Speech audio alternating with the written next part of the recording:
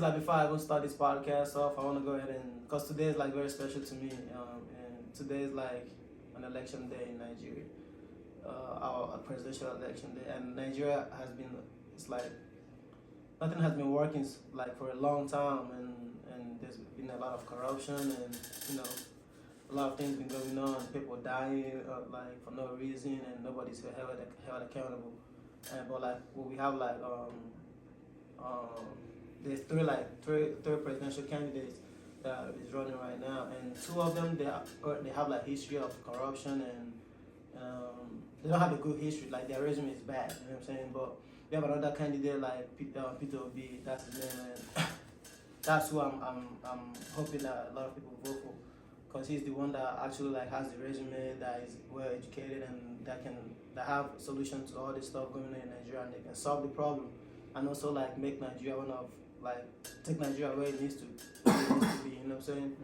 So today is the election day, and like, cause I've been following the election. This is like the first election I ever like followed.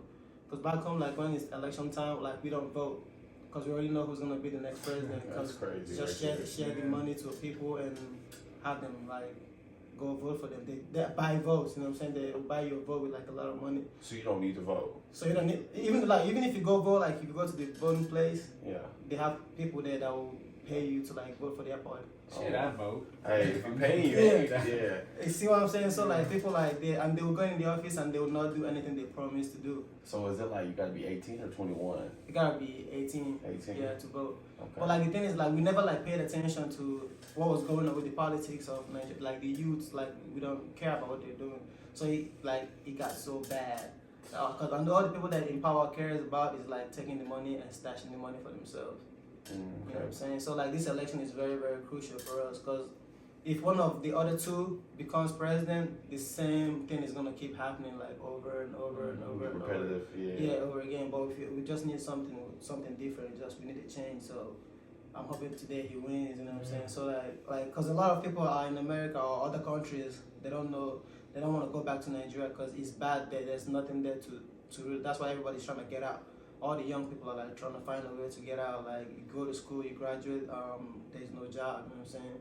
And that's why a lot of them are into like scamming and all that.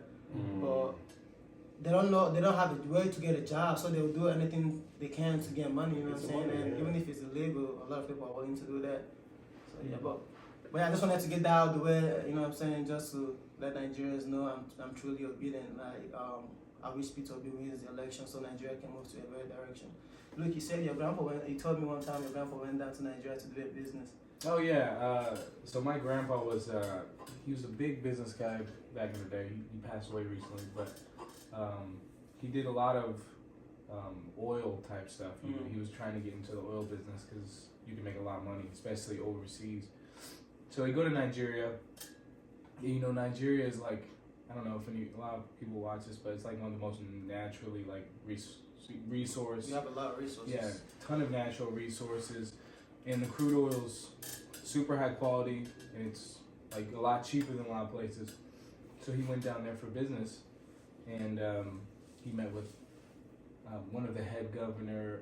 It was a general or something, like, because it was gonna be a really big deal for them. Yeah.